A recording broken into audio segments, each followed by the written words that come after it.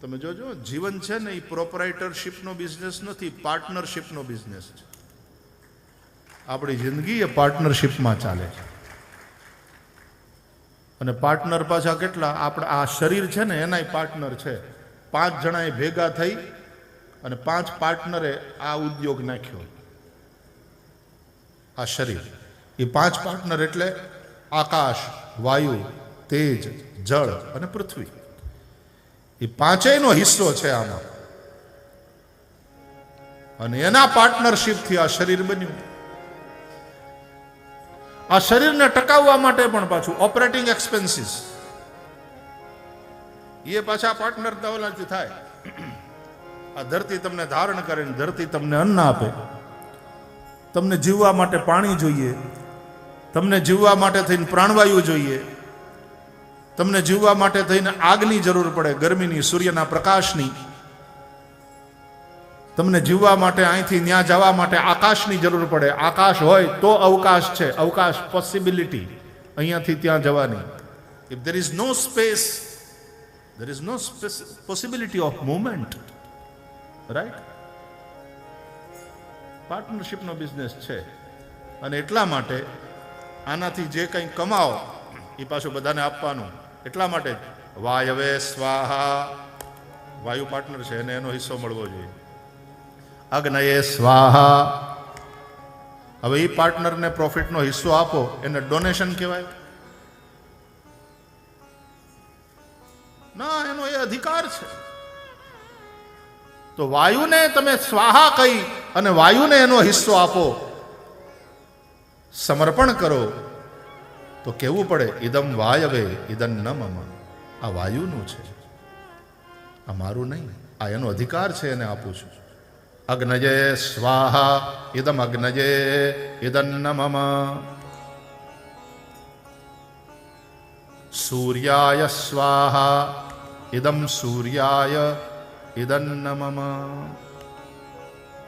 આ ઋષિ સંસ્કૃતિ છે વાલા. આ ત્યાગની સંસ્કૃતિ છે અને ત્યાગપૂર્વક ભોગવવાનો સંદેશ છે. આ વિચાર જે ભાગવત પ્રવાહમાંથી આપણને અહીંયા મળી રહ્યા છે, એ મારા વૈયક્તિક જીવનમાં, મારા પારિવારિક જીવનમાં, મારા વ્યાવસાયિક જીવનમાં અને એમ કરતા કરતા આખા વિશ્વમાં પ્રસરે તો વિશ્વ શાંતિ નિશ્ચિતપણે થાય. હવે એવા યજ્ઞ કરો છો ને આમાં હોમ કરો છો ને ઘણા બધા અટાણે બુદ્ધિવાળા જે છે ને, બુદ્ધિ તે હડકાઈ કૂતરી જેવી થઈ ગઈ. અટાણે હડકાયું કૂતરું જેને કરડે ને એને હડકવા થાય. એમાં કેટલીક બુદ્ધિઓ છે ને હડકાયા કૂતરા જેવી થઈ ગઈ. બહેન બચકા જ ભરે. તથાકથિત બૌદ્ધિકો એટલે કે છે આપણા ભાષ્યકારો પણ કે ડાયાઓએ જેટલું નુકસાન પહોંચાડ્યું છે ને દુનિયાને, એટલું ગાંડાઓએ નથી પહોંચાડ્યું. ગાંડો કદાચ નડે તો 5 ને નડે, પણ ડાયો બેઠો બેઠો આખી દુનિયાને નડે. ઘણીવાર એવા ઇન્વેન્શન કરે. અણુબોમ્બ બનાવનારો વિજ્ઞાની પાછળથી પસ્તાય. અરે આ ઇન્ટરનેટના અંતે આ બધું બનાવ્યું ને, એમાંય તે ઘણાને એમ થાય કે અમે શું કર્યું. આ મોબાઈલ ફોન વાળા એ તે અંદરથી પાછા રિગ્રેટ પણ કરે છે ક્યાંક કે આમ અમે કંઈક પ્રદાન કર્યું. પણ જે રીતે અત્યારે ટેકનોલોજીનો ઇમ્પેક્ટ છે સોસાયટી ઉપર, સમાજ ઉપર અને હ્યુમન લાઈફના ઉપર, જે રીતનો વિપરીત પ્રભાવ એનો દેખાય. એક જ ઘરમાં માણસ રહે, કોઈની સામે બોલે નહીં. બાપો ને દીકરો કોઈ બે એક ડ્રોઈંગ રૂમમાં બેઠા હોય, બાપા છોકરો બેડરૂમમાં હોય તો વોટ્સએપ ઉપર વાતો કરે. બોલ બેટા, it is lunch time, come downstair, we are waiting for you. Coming dad. 15 minute પછી પાછા, what happen, we are waiting for you. Coming. 5 minute થાય વળી પાછા મમ્મી પાછા વોટ્સએપ કરે, બેટા ડેડી ઇઝ ગેટિંગ લેટ, અને ઓફિસે જવાનું છે, જલ્દી આવ. પાછો વોટ્સએપ ઉપર પોતાના ગુસ્સા કાઢે. You people are crazy. થોડી વાર તમે રાહ ન જોઈ શકો. મોટર કારમાં 4 જણા જાતા હોય, 4 જણા વાતો કરતા હોય, પણ એકબીજાની હારે નહીં, કોઈ બીજા હારે. આપણે દૂરનાથી કનેક્ટ થતા જઈએ છીએ અને ઘરનાથી ડિસ્કનેક્ટ થતા જઈએ છીએ. વર્ચ્યુઅલ વર્લ્ડમાં જીવતો થઈ ગયો માણસ. એમાંય તો હજી આવનારા બીજા 10 વર્ષ જવા દો. આર્ટિફિશિયલ ઇન્ટેલિજન્સ હ્યુમનને ઓવર પાવર કરવાનું છે. तो अच्छी बात भी है, लेकिन इसके दुष्परिणाम भी है. डाया 5 ने नड़े. बुद्धि खराब છે એમ નહીં, બુદ્ધિમાન જ હોવું જોઈએ, બુદ્ધુ ન રહેવાય, બુદ્ધિમાન જ હોવું જોઈએ. પણ કહેવાનો અર્થ એ બુદ્ધિ વિવેકી હોય એ બહુ જરૂરી છે. આપણે ત્યાં બુદ્ધિનો દેવ બ્રહ્મા મનાયો છે અને એ બ્રહ્મા હંસ ઉપર બેસે છે. આ શું બતાવે છે? હંસ એટલે વિવેક, એની પાસે નિર્ક્ષીર વિવેક છે. અને બુદ્ધિનો દેવ હંસ ઉપર બેસે છે. એનો મતલબ તમારી બુદ્ધિ બુદ્ધુ ન રહો, ભણો ગણો બુદ્ધિમાન બનો, પણ એ બુદ્ધિ વિવેક ઉપર બેઠેલી હોવી જોઈએ, વિવેકાધિષ્ઠિત હોવી જોઈએ. એટલા માટે આપણે ત્યાં સરસ્વતી માતા હંસવાહી.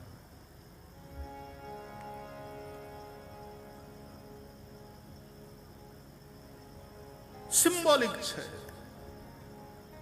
પૃથ્વી ઉપર જેટલા પ્રાણીઓ છે ને એમાં સિમ્બોલિઝમ ખાલી મનુષ્યની પાસે છે. અને મનુષ્ય એવું પ્રાણી છે કે એને આ બધા પ્રતિકાત્મક વાતો ગમે છે. અને એટલા માટે વેદોની અંદર પણ પ્રતિકાત્મક વાતો બહુ છે, સિમ્બોલ. નહીં તો કઈ ગણપતિનું હાથીનું માઢવું હોય ભાઈ હોય.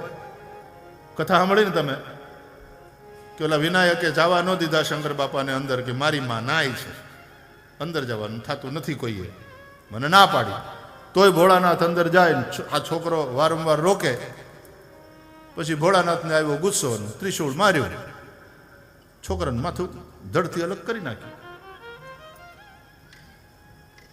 ગુસ્સામાં ગયા અંદર. કોણ છે આ? તમે આવ્યા ભોળાનાથ પાર્વતી? ઓલો છોકરો કોણ બહાર બેઠો હતો? તો કે આપણો છોકરો. શું વાત કરો? એનું મેં માથું કાપી નાખ્યું. અરે રે રે રે રે. કથાઓ તમે સાંભળજો. અને પછી પાર્વતી તો કઈ રેડ્યા. એટલે ભોળાનાથ બોલ્યા, ભાઈ તું છાની રે, ઉભે રહે, હું કંઈક કરું. એટલે પછી જે પ્રાણી મળે એનું માથું આને હળારે જોડો. તો હાથી મળ્યો, તો હાથીનું માથું કાપ્યું અને આ છોકરાના ધડની હારે જોડ્યું. હવે પહેલાં તો હાથીનું ગળું કેવડ્યું, એનો ઘેરાવો કેવડ્યો, અને આ વિનાયક છોકરાનું ગળું કેવડ્યું હોય. બંગડીની વચ્ચે મગનો દાણો રાખ્યો એટલું થાય, કે બંગડીની વચ્ચે ચણિયું બોર રાખ્યું હોય, ચણી બોર, એટલો ઘેરાવો થાય. હવે એને કેમ ટાંકા લેવા એ તો તમે વિચાર કરો. The first head transplant operation ever performed in the history of human life. અને પાછા ભોળાનાથે આમ દ્રષ્ટિ કરી અને તરત છોકરો જીવતો થઈ ગયો. એટલે આ ભણેલા ગણેલા બુદ્ધિમાનો બધા શું કે રબ્બીશ. આવી બધી કથાઓ. એટલે પછી કે અમે એટલા માટે ધર્મની કથાઓમાં ક્યાંય જાય જ નહીં. આવી બધી ગાંડી વાતો છે, ઇલોજિકલ બધું. સિમ્બોલિક છે વાલા. એ કથાઓની પછવાડેનું દર્શન, ફિલોસોફી શું છે એ સમજ. આ કથા ઉપરથી તે સાંભળી તો પેકિંગ છે, એની અંદર માલ શું છે એ જો.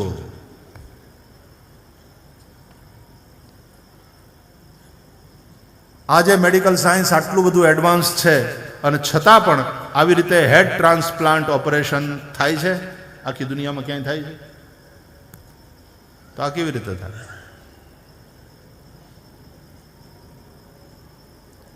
ભોળાનાથના મંદિરમાં સામે નંદી બેઠો છે, બરાબર, પણ નંદીની આગળ કાચબો શું કરે છે? ચાલો, નંદી તો ભોળાનાથનું વાહન, આપણી ગાડી તો આપણા જ ગરાજમાં હોય ને, ક્યાંક બહાર જવું હોય તો તરત ગરાજમાંથી કાઢીએ. એટલે નંદી તો ભોળાનાથનું વાહન, એટલે નંદી બેઠો હોય, બરાબર, ને ભોળાનાથની સામે જ દ્રષ્ટિ કરીને બેઠો છે, પણ એની આગળ કાચબો છે. કાચબો શું કરે ત્યાં બેઠો બેઠો? ભોળાનાથના મંદિરમાં કાચબાનું કામ શું છે? કોઈ દી વિચાર કર્યો? સિમ્બોલિઝમ. મનુષ્ય એવું પ્રાણી છે આ પૃથ્વી ઉપર કે એને સિમ્બોલ ગમે છે, પ્રતીકો, અને એની પછવાડેના જે અર્થો છે એ સમજવાના છે વાલા. તો બ્રહ્મા હંસ ઉપર બેસે છે, વિષ્ણુ ગરુડ ઉપર સવારી કરે છે, ભોળોનાથ નંદી ઉપર સવાર થઈને આવે. આ નંદી એ ધર્મનું પ્રતીક છે, ગરુડ એ વેદ, અને હંસ એ વિવેક. બુદ્ધિનો દેવ બ્રહ્મા હંસ ઉપર આરૂઢ હોવો જોઈએ. તમે ભણો ગણો બુદ્ધિમાન થાવ, જરૂરી છે, બુદ્ધુ નથી રહેવાનું, પણ એ બુદ્ધિ વિવેક ઉપર આરૂઢ હોય એ જરૂરી છે. માણસ ભણેલો ગણેલો ના હોય પણ એના જીવનમાં વિવેક ન હોય તો શું કરવાનું? વાલા, વિવેકી બનજો. આપણે છોકરાઓને ભણાવીએ, વિદેશોમાં મોકલીએ, યુનિવર્સિટીઝ વિદેશોની હોય અને એમાં ભણીને આવે, પણ સૌથી મહત્વનું છે એ વિવેકી હોય. રામચરિતમાનસ, રામ, લક્ષ્મણ, ભરત, શત્રુઘ્ન ચારે ભાઈઓ વશિષ્ઠ ગુરુના આશ્રમમાં ભણવા ગયા અને ભણતર પૂરું કરીને આવ્યા એટલે પછી એને ચકાસવાની વાત આવે. મને આ બહુ ગમે છે, તમારા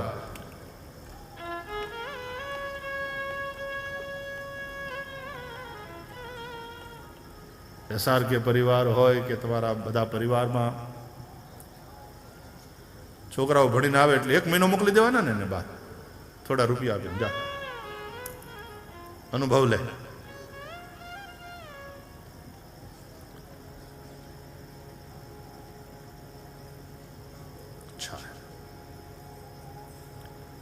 નહીં તો ઘણી વાર ભણ્યા હોય પણ ગણ્યા ન હોય. શાકભાજી લેવા મોકલે ને, પેલા ટમેટા લે, આમ લિસ્ટમાં લખ્યા હોય ને ટમેટા,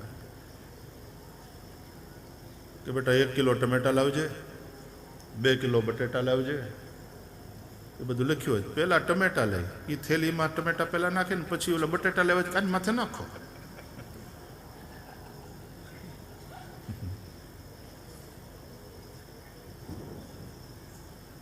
એની માથે પાછા મોસંબી ને સંતરા અને 2 પોપૈયા, એટલે થેલી ભરીને ઘેર પોગે ત્યાં સુધીમાં ટમેટાનું જ્યુસ થઈ ગયું.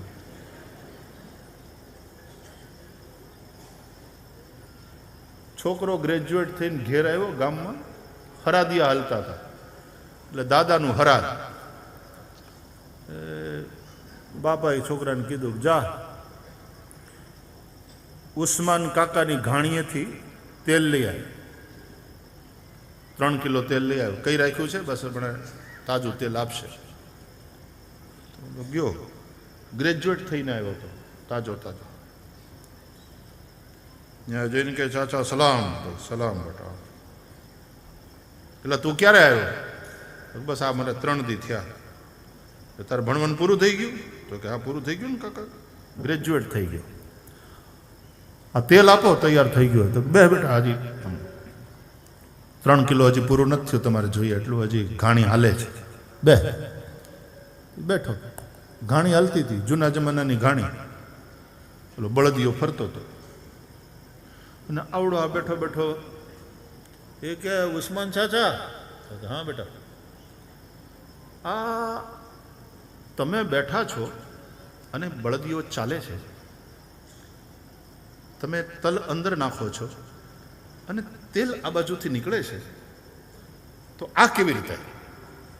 કે જો બેટા તને સમજાવું, આ બળદિયો હાલે છે, એને કારણે લાકડું ફરે છે, લાકડું ફરે છે એટલે ઘાણીમાં તલ પીસાય છે, તલ પીસાય છે એટલે આ નાળચામાંથી તેલ બહાર નીકળે. તો કે એ તો મને ખબર, ટેકનિકલી બરાબર છે, હું ભણેલો છું, એ તો હું સમજુ છું, પણ તમારું ધ્યાન બળદિયા તરફ નથી અને તમારું ધ્યાન અહીંયા છે. આ બળદિયો ઊભો રહી જાય તો પછી તેલ નીકળવાનું બંધ થઈ જાય ને. તો કે બેટા એ ઊભો રહી જાય ને તો મને ખબર પડી જાય. કેમ? તો કે એના ગળામાં મેં ગોલી ઘૂઘરા બાંધ્યા જ ને, ઘૂઘરમાળ બાંધી છે, એટલે બળદિયો હાલે ને એટલે આ જો આ ઘૂઘરાનો અવાજ આવે છે, એટલે બળદિયો હાલે, ઘૂઘરાનો અવાજ આવે એટલે ભલે મારું ધ્યાન ત્યાં ન હોય પણ મારા કાન તો ત્યાં હોય ને. જો એ ઊભો રહી જાય તો ઘૂઘરાનો અવાજ બંધ થઈ જાય, તો તરત પાછો લાકડી મારું ને હાંકું. પણ એમ નહીં. સપોઝ બળદિયો ઊભો ઊભો આમ ડોકું ધૂણાવતો હોય તો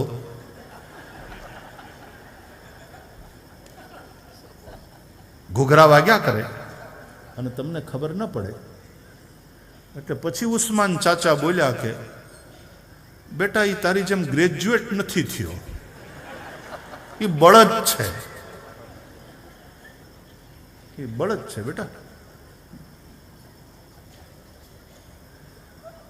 એટલી જો એને ખબર પડતી હોત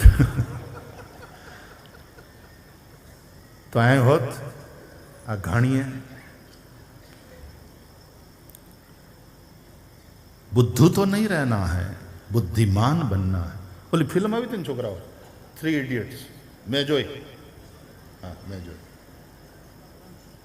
એમાં રણછોડે હતો ને ચતુરે હતો, બરાબર ને. ચતુરને યાદ બહુ, આખી ચોપડી ગોખી નાખે અને પછી ભાષણ કરતી વખતે શું થયું,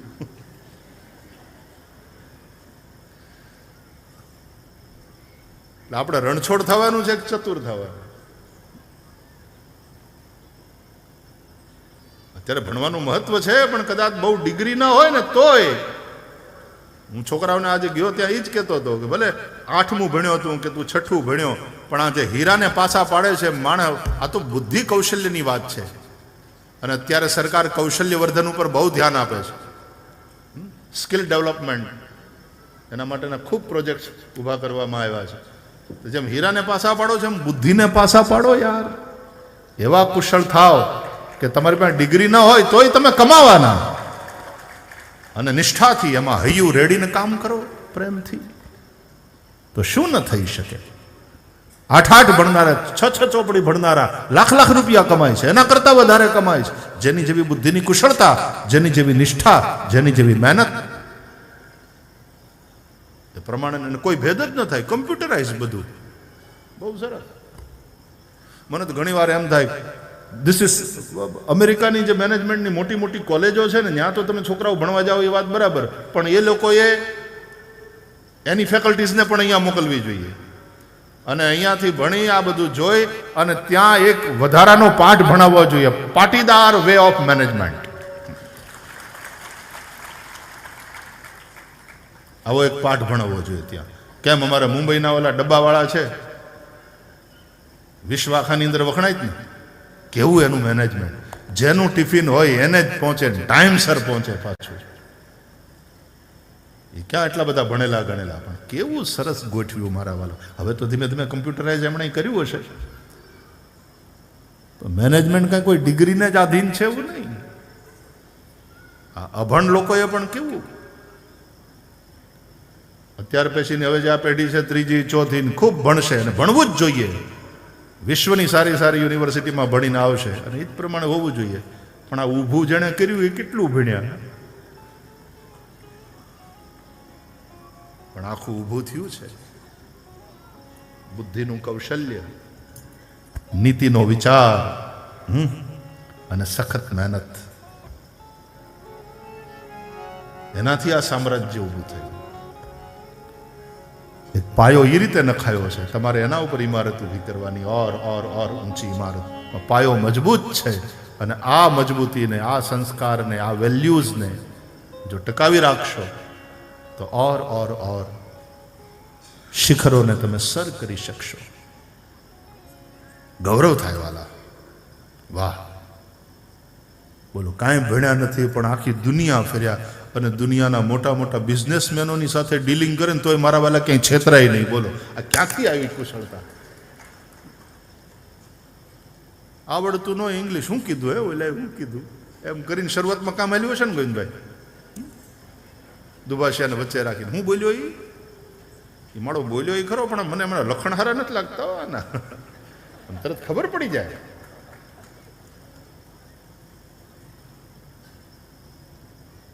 તો રામ લક્ષ્મણ ભરત શત્રુઘ્ન ભણીને આવ્યા ત્યારે તુલસીદાસજી એક ચોપાઈ લખી છે. આ ચોપાઈ ઉપર કસવાના છોકરાઓ ભણીને આવે ત્યારે ક્વોલિટી કંટ્રોલર હોય છે ને દરેક જગ્યાએ, એમ યુનિવર્સિટીમાં પણ ક્વોલિટી કંટ્રોલર ખરા. આમ ભલે આપણે પરીક્ષાઓ લઈએ આને આટલા ટકા કે આટલા પર્સન્ટેજ કે આટલા પર્સન્ટાઇલ લાવ્યો, પણ એક ચોપાઈ છે આ, એનું એક જ ચરણ, એનાથી ક્વોલિટી કંટ્રોલ થાય. વિદ્યા વિનય નિપુન ગુણશીલા,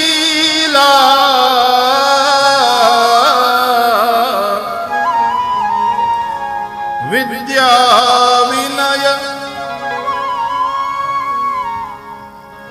ગુરુ ગૃહ ગયે પઢન રઘુરાઈ, અલ્પકાલ વિદ્યા સબ પાઈ, વિદ્યા વિનય નિપુન ગુણ શીલા.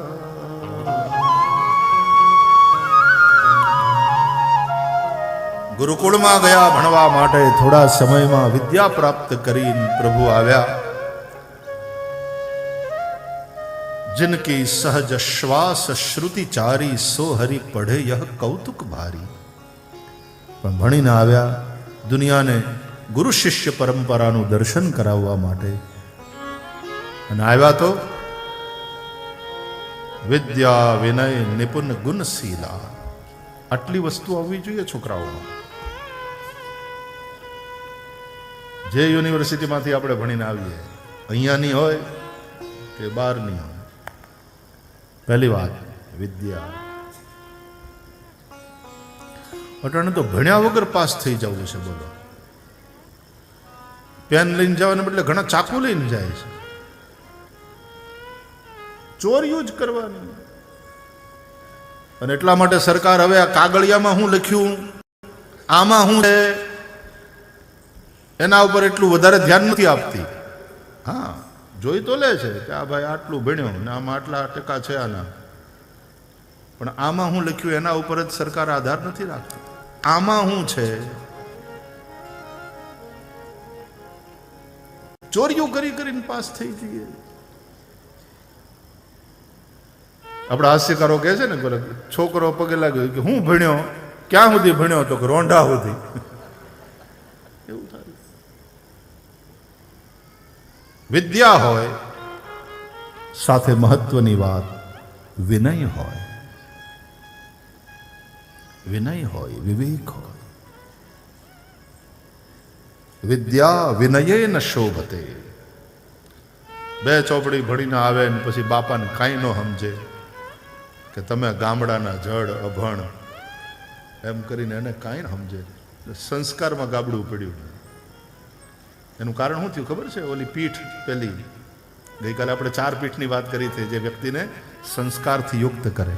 આ સંસ્કારી સુખના સાથિયાનું ચોથું પાંખડું, અને એ જે ચોથું પાંખડું છે સંસ્કાર, એ વળી પાછા 4 જણા ભેગા થઈને તૈયાર કરે. માતાની કુખ, પિતાનું કુળ, ગુરુકુળ એટલે કે શિક્ષણ સંસ્થાઓ, અને વ્યાસપીઠો, ધર્મ જગત. ત્યાંથી સંસ્કાર આવે.